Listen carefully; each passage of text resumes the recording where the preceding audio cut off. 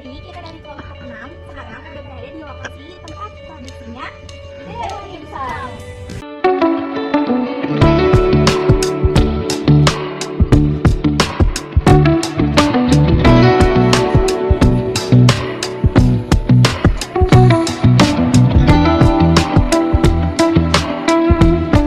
Assalamualaikum warahmatullahi wabarakatuh. Selamat sore Bapak. Kami dari SMK 13 Bandung izin mewawancarai untuk materi kewirausahaan. Sebelumnya boleh tahu ini dengan Bapak siapa? Rizal. Ya baik Bapak Rizal, izin untuk pertanyaan. Sebelumnya izin Bapak, untuk pertanyaan pertama, apa yang menjadi alasan Bapak menjadi wirausahawan seperti sekarang?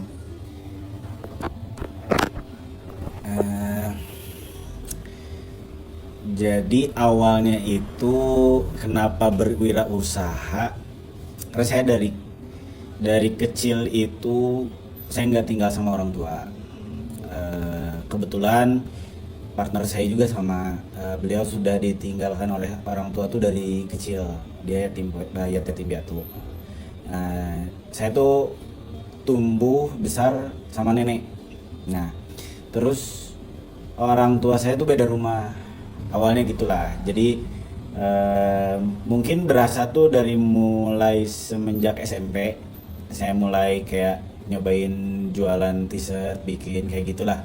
SMA sama saya bikin t-shirt dan lain sebagainya. Dulu awalnya menyukai dagang. Nah, beranjak lebih dewasa lagi saya bisa jual beli motor, jual beli mobil. Cuman kalau kenapa sekarang saya beralih ke F&B, karena nggak tahu ya, karena mungkin karena passion saya senangnya masak. Nah, berawal lah dari situ. Awalnya saya sama partner itu berbeda. Dia punya usaha di kuliner juga, saya juga punya usaha kuliner. Kita tetanggaan lah awalnya. Sampai akhirnya kita memutuskan untuk sama-sama kerjasama. Dari mulai 2016 kita mulai usaha. Ya mungkin basicnya latar belakang kita kurang lebih mungkin sama. Jadi kita juga belajar usaha karena belajar juga nggak yang kita sekolah bisnis, nggak yang sekolah dan lain sebagainya. Saya nggak beres.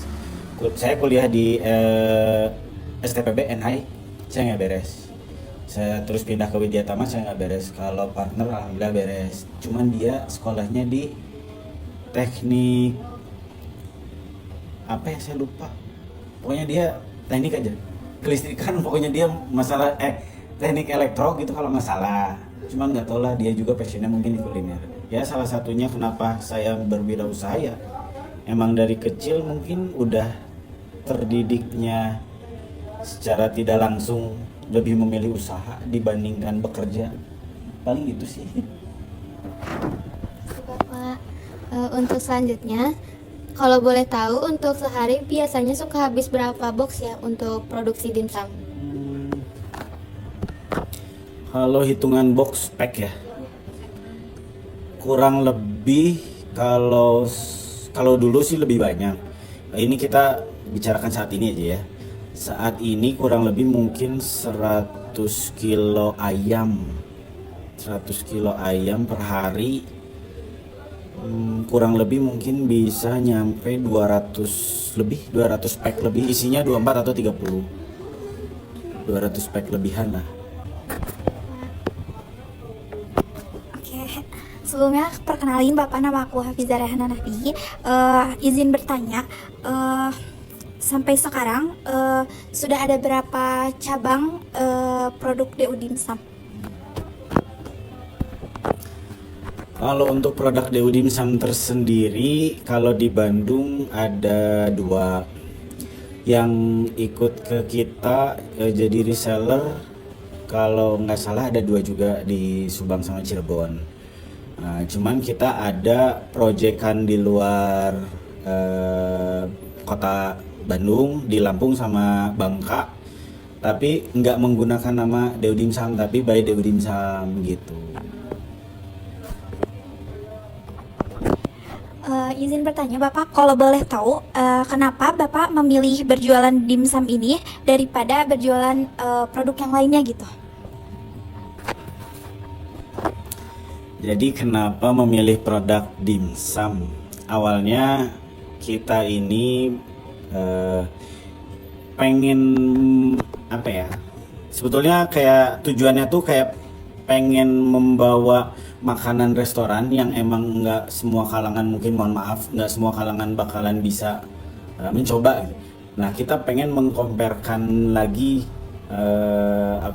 dibikin lagi lebih sederhana supaya semua kalangan tuh bisa coba menikmati.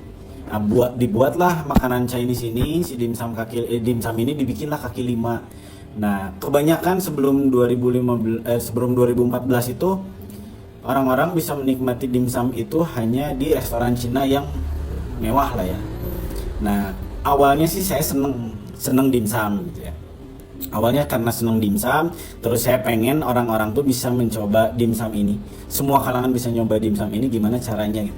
Nah, makanya kita cari sendiri, kita R&D sendiri, kita research sendiri buat masalah resipi dan lain sebagainya, gimana caranya biar supaya dimsum ini bisa kita jual dengan harga murah, tapi nggak murahan. Kualitas dimsumnya tetap bagus, emang benar-benar full ayam yang kita giling kasar, bukan giling halus kayak orang-orang gitu. Jadi masih kelihatan lah tekstur daging, rasa dagingnya yang kita tonjolin gitu ya, masih tetap bisa dinikmati sama orang. Awalnya sih dari situ, berawal dari suka, saya coba pengen bikin makanannya lebih sederhana di kaki limaan kayak gitu, biar semua orang bisa nyobain. Sebelumnya perkenalkan, nama saya Raihan Muhammad Arlansyah. Bagaimana Bapak mengelola keseimbangan kuantitas dan kualitas produk? Bagaimana Bapak mengelola keseimbangan kualitas dan kuantitas dalam produk? Jadi mulai dari bahan baku, saya itu berawalnya tuh ngambil tuh nggak langsung ke satu supplier. Kita tuh pasti pilih-pilih tuh mana supplier yang terbaik buat ayam yang mereka kasih ke kita, bahan bakunya masih bagus apa enggak. Sampai udang pun saya beli sendiri ke pasar, terjun langsung. Jadi sebetulnya untuk menjaga kualitas ini, kalau misalnya untuk usaha, si pelaku usaha ini sebaiknya sangat-sangat memahami. Contoh misalnya udang, ketika kita beli di supplier bentuknya seperti ini dan lain sebagainya, tapi ketika kita beli yang fresh, tahu harganya, kualitasnya kayak gimana. Jadi untuk pelaku usaha baiknya sih, walaupun nanti kalian akan punya usaha sendiri, walaupun kalian nanti sebagai owner, alangkah baiknya kalau mau membeli salah satu bahan baku itu baiknya terjun langsung. Jangan sampai hanya nyuruh orang, hanya pakai supplier.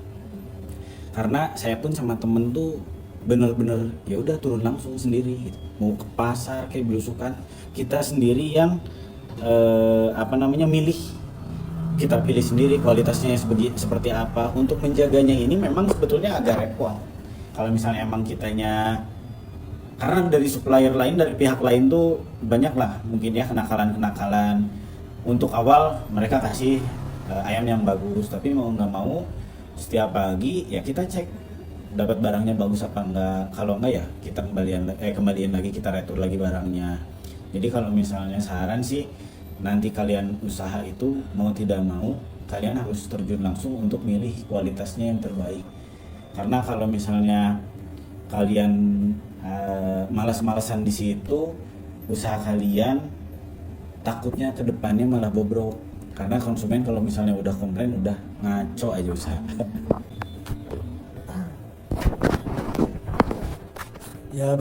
Ya Bapak, sebelumnya perkenalkan, nama saya Ryan Eka Putra. Di sini saya akan izin menanyakan motivasi Bapak sebagai usahawan seperti saat ini. Yang memotivasi saya atau sebetulnya sih yang memotivasi saya apa ya? Jadi dulu waktu saya SMA tuh sebetulnya alhamdulillah nggak kekurangan uang. Jadi orang tua tuh memang orang tua berada, tapi saya nggak pernah pulang. Jadi saya nggak pernah pulang. Saya tinggal satu rumah sama teman-teman berenam laki-laki semua. Jadi kita tuh motor otak gimana caranya kita bisa ngebiayain sekolah sendiri, kita cari makan sendiri dan lain sebagainya. Jadi alhamdulillah saya tipikal orang yang emang dimanjain enggak sama orang tua, tapi kalau misalnya minta sesuatu mungkin dikasih pada saat itu. Tapi saya lebih memilih emang ya saya pengen gini gitu, karena saya merasa ya laki-laki mau nggak mau nanti bakalan hidup sendiri walaupun punya background di belakangnya orang tua, entah orang tua yang berada dan lain sebagainya, ya mau nggak mau kita ya benar-benar harus fight sendiri. Jadi motivasi saya tuh sebetulnya karena waktu SMA tuh saya berpikir sama teman-teman tuh gimana caranya kita benar-benar bisa ngehidupin diri kita sendiri, bayar sekolah sendiri dari SMA. Jadi memotivasinya tuh sebetulnya dengan keadaan hidup yang sebetulnya bukan dibuat-buat sama kita, cuman punya pikiran bahwa kita udah SMA nih, setelah SMA nih kuliah, setelah kuliah kita punya keluarga lah, nikah dan lain sebagainya gitu. Apalagi mungkin laki-laki, ya motivasi saya lebih ke saya nggak mau ngebebanin orang tua. Saya pengen bisa hidup sendiri, bisa berusaha dengan kemampuan sendiri. Terus mungkin tuntutan untuk lebih ke laki-laki kali ya, suatu saat nanti punya anak dan istri, ya itulah motivasi terbesar saya ya keluarga.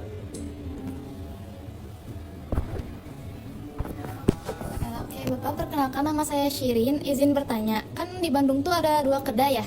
Ya. Nah, 2 kedai ini kenapa Bapak memilih lokasi yang sekarang jadi tempat jualannya? Apakah lebih strategis atau bagaimana? Sebetulnya kembali lagi ya, kalau misalnya rezeki itu udah diatur sama Allah. Mau kita tempatnya belusukan juga sebetulnya kalau misalnya rezekinya udah dikasih sama Allah bakalan dapet kok ke situ gitu. Walaupun masuk gang-gang lah sekarang banyak, apalagi ditambah dengan adanya food vlogger, informasi yang bisa kita sampaikan kepada masyarakat lebih luas lagi bisa kita gunain lewat entah itu TikTok, YouTube dan lain sebagainya gitu ya.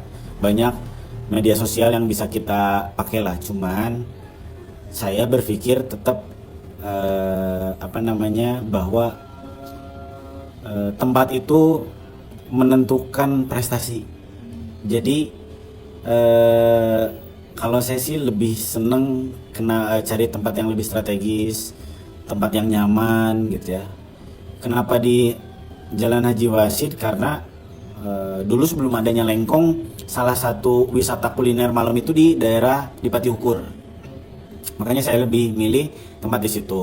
Yang kedua, kenapa di Lengkong? Ya karena memang menjadi tempat wisata malam juga kan, jadi street food juga gitu. Nah, saya memilih itu ya karena memang tempatnya strategis dan untuk jadi tujuan banyak orang. Akan lebih alot mungkin ya kalau misalnya kita benar-benar ya udahlah belusukan juga nggak masalah, tapi bakalan lebih alot, bukan berarti tidak mungkin gitu. Bapak, perkenalkan saya Zahratul Sita. Izin bertanya, apa tips untuk menjadi pedagang sukses seperti sekarang? Tipsnya sih satu, konsisten, jangan menyerah, karena saya juga banyak mengalami naik turun, apalagi kemarin waktu kondisi COVID itu tuh berasalah naik turun, tapi sebisa mungkin kalian konsisten dengan pilihan kalian. kalau kalian mau usaha di F&B, terus gali ilmu tersebut. Tapi kalau misalnya kalian ternyata gagal di usaha kuliner nih, di usaha di F&B kalian gagal, terus kalian tinggalkan, kalian pilih lagi usaha lain, misalnya clothing, itu kalian nuntut ilmunya tuh mulai dari nol lagi. Sayang ilmu yang udah kalian dapat ini di kuliner. Jadi tipsnya sih fokus, kalian konsisten, kalian jangan mudah nyerah ketika nanti menemukan masalah. Hadapi masalah itu, selesaikan masalah itu, kalian cari apa kesalahan usaha kalian kalau di F&B, perbaiki itu, jangan ditinggalkan. Ya, baik Bapak, perkenalkan saya Raihan Subagja. Ya, tadi setelah mendengar cerita Bapak kan itu luar biasa ya, dari zaman sekolah gitu ya, udah mulai berdagang. Nah tapi pernah gak sih Bapak mengalami kegagalan gitu? Lalu bagaimana Bapak mengatasinya, jadi bangkit dari kegagalan itu gimana gitu? Jadi tadi saya juga udah nyampein ya, saya pernah di clothing juga, saya pernah jual beli motor, juga pernah jual beli mobil. Kenapa milih F&B? Karena lebih ke saya seneng masak, passion saya di sini gitu. Terus kegagalannya pun banyak yang saya alamin. Jadi dulu nggak langsung di dimsum nih, banyak tuh naik turun. Dulu 2009 sempat mau kopi, tapi belum ramai tuh kopi pinggir jalan yang sekarang, coffee shop sekarang. Saya tuh dulu 2009 udah mau bikin, tapi karena masih bandel lah, jadi saya nggak jadi bikinnya. Terus saya berjualan kuliner, jatuh. Saya cari lagi, saya cari ilmunya, saya belajar apa sih yang mudah diterima dengan orang banyak, apa sih kebutuhan orang-orang nih. Lebih ke cari marketnya, kita kena nggak nih. Kalau misalnya contoh makanan tuh jadinya agak repot juga sih sebetulnya. Banyak yang contoh kita pengen bikin kayak pepper lunch tapi dibikin kaki lima. Nah ini tuh nggak semua orang suka, tapi kita berpikir, pelaku usaha nih berpikir bahwa oh ini enak, makanan tuh enak aja tuh nggak bisa bakalan jadi laku, nggak semua orang bakalan suka. Nah jadi kita lebih harus memikirkan lagi, mempermudah cara buatnya, cara menjualnya seperti apa. Ketika jatuh, kalian jangan menyerah, ya udahlah tinggalin, ganti produk lain. Tapi lebih ke kalian pikirin dulu sebelum kalian usaha produknya apa. Ketika gagal, kalian kan ada melewati dulu tuh research and development. Ketika sudah jadi resipi yang kalian buat sudah jadi, sebisa mungkin kalian tuh sebarin dulu ke teman-teman dekat lah, jualan online dulu lah, keterima nggak sama lidah teman-teman atau tetangga, baru beranikan diri buat buka kedai, beranikan diri lagi naik lagi untuk jadi produsen atau supplier makanan tersebut gitu. Nah jadi ketika jatuh itu ya kembali lagi tadi, jangan mudah menyerah, kalian terus gali. Belum tentu kalian bikin satu produk itu langsung jadi dan langsung bagus. Saya yakin sih akan melalui proses yang agak lumayan panjang, tapi itu pengetahuan yang baik buat kalian. Jadi ketika usaha nanti ya dirasakan, dipelajari, dinikmati, walaupun gagal dalam usaha, belajar lagi, bangkit lagi, perbaiki, buat lagi yang lebih baik dari versi sebelumnya. Ini untuk pertanyaan terakhir, izin bertanya, mohon maaf sebelumnya, kalau boleh tahu omset dari penjualan dimsum itu berapa ya? Ini omset kedai apa omset produksi? Kalau kedai sebelum COVID, Jadi kita mulai jualan itu jam 5 sore sampai jam setengah 11 atau jam 11 malam. Omset per malam itu dari jam 5 sampai jam 11 malam itu 15 juta. Alhamdulillah gede. Kalau produksi sebetulnya lebih besar lagi karena kita kan supply ke reseller. Jadi ada yang beberapa keluar kota dan lain sebagainya. Sebetulnya sih seminggu itu bisa 1.200 pack berarti. Kalau 1.000 pack aja seminggu berarti udah 6 juta ya. 60 deh, salah ya. Ya, 1.000 kali 60.000 berarti 60 ya? Ya 60. Berarti sebulan 240 konsepnya. Oke, Bapak, mungkin sekian pertanyaan-pertanyaan dari kita. Terima kasih banyak sebelumnya. Maaf sudah mengganggu waktunya. Semoga kedatangan kita berkenan, tidak merepotkan, walaupun pasti merepotkan. Ini saya juga maaf nih nggak nyuguhin. Enggak apa-apa. Karena mendadak juga ya. Tadinya mau Sabtu ya, tapi karena ya ada satu dan lain hal jadinya pulang sekolah sekarang gitu. Mungkin gitu. Segitu aja Bapak. Terima kasih banyak. Ya, sama-sama. Assalamualaikum warahmatullahi wabarakatuh. Waalaikumsalam.